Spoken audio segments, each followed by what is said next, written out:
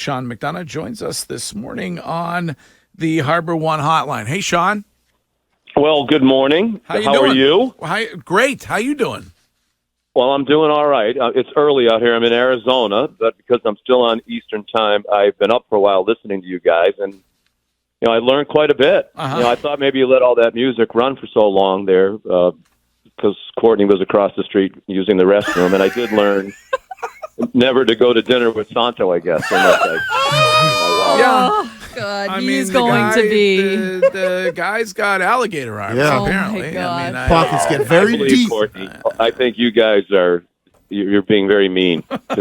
Santo, Courtney big and Sean Santo McDonough about fan. Is he? Yeah. He's a big fan? Clearly, Yes. and I find her dad to be a credible witness, not knowing him, but I just can feel the aura of integrity. So I'm going with them. Yeah. I think you guys need to back off. Thank you, Sean. All right, we will do that. Yeah. Been talking And a little. the bird thing, I'd never heard of the bird test, which seems absolutely stupid and ridiculous to me, but it seems topical. The other day, we were doing a football game at Louisville, which I'm sure you all watched. It was compelling. Duke and Louisville.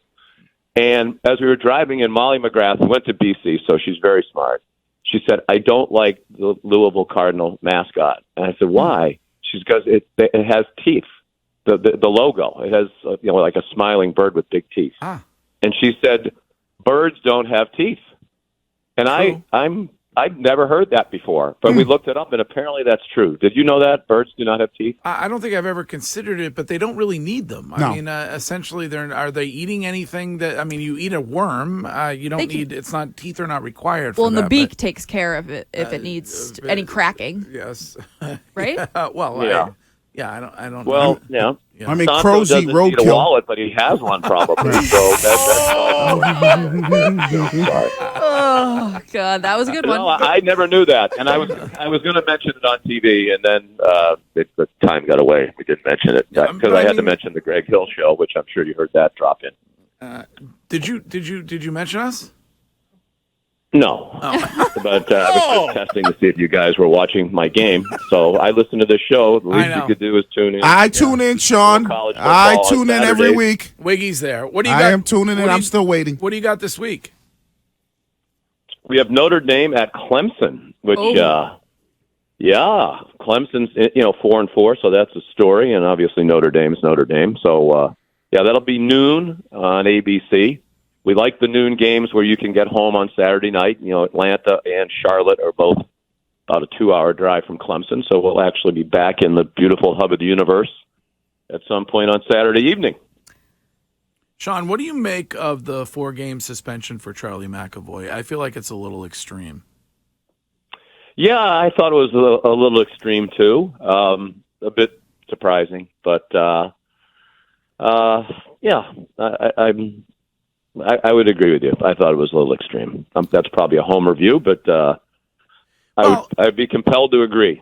I mean, I don't know if they're trying to rein him in a little bit. I thought part of the problem in the playoff series against Florida was he was kind of running around all over the place.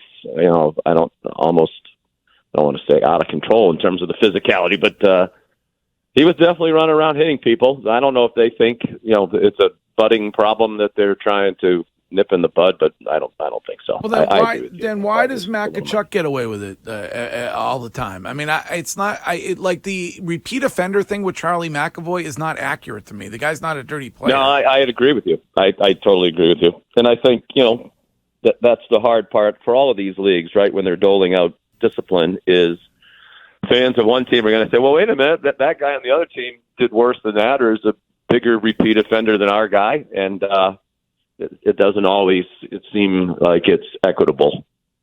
Yeah, see, Sean, I think that's the biggest thing. I don't think he's a repeat offender, but we talked about this a little bit, is that I think maybe they look at it where he had time to maybe avoid that, and then it's a blow to the head, and you already know how blow to the heads are, whether it's hockey or football.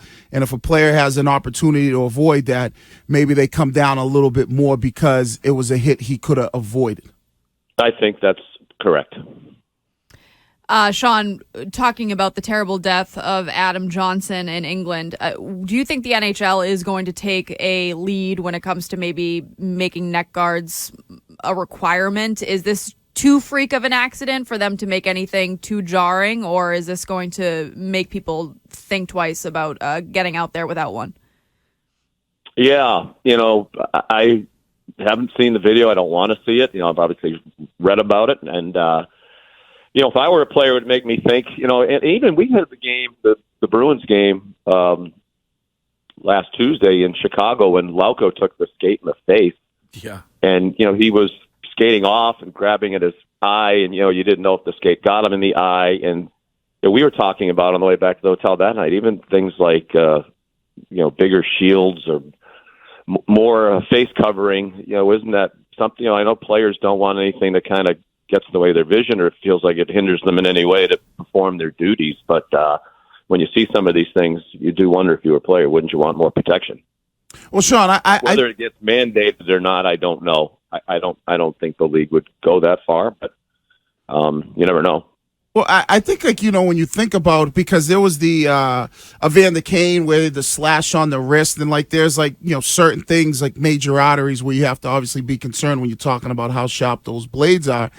Is it just that, Courtney, I think she brings up a great point, whether it's the turtleneck style shirts or it's the little neck protector. Is it just that guys don't want to wear those things? Or, you're around these guys a lot.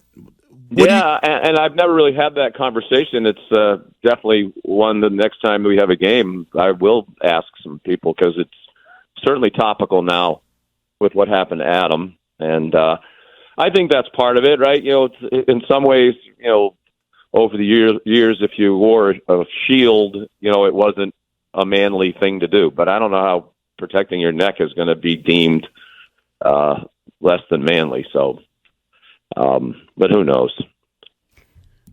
Sean, you're pretty close with college football as you're going to be in Clemson this weekend. The Michigan sign-stealing story is just so fascinating to me. Every day there's a new element to it. Now you have, what's the guy's name? I can't remember his name, Connor something, on the sideline of Central. Sessions or something. Sessions.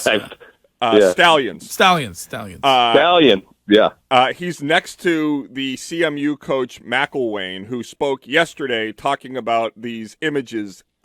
Is there any way that this is that Jim Harbaugh is back next year without any punishment? And I just saw a story in the Washington Post that says the NFL may also honor a suspension if the NCAA comes down hard on Harbaugh, that they would not allow him just to come coach right away in the NFL. I don't know how you do that. I have no idea. Mark Maskey now you just have tweeted different a story. leagues enforcing the other one's punishment. I don't know. That seems bizarre to me, but maybe that's what will happen if you read it. It must be being pondered anyway. Right. Yeah, I kind of, I hate to say it, I've sort of lost interest in this. I haven't read the articles that closely. Plus, we've been here in Scottsdale this week moving in, so been busier than usual in not keeping up with the latest developments. But, it's hard to think.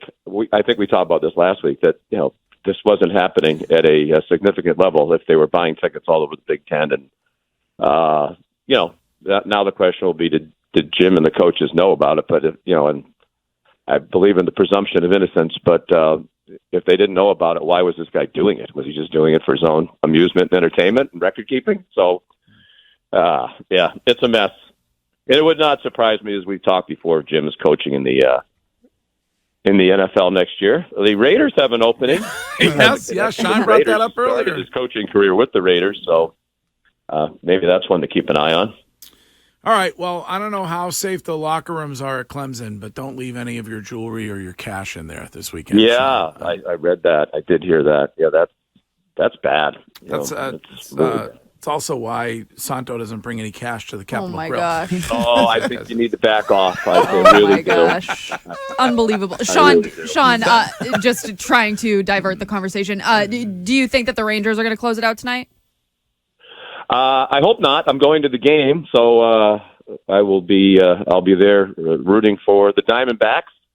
But it's possible. But it's so hard to predict these baseball games. I mean, who would have thought Texas would be 10-0 on the road in the postseason? So, I don't know. I hope not. I think it'd be exciting to at least get it back to a game 6 and 7. we shall see. But we're going to try to bring the Snakes some luck tonight. All right. We'll do that. Thanks for joining us. We'll talk to you again next week, Sean McDonough.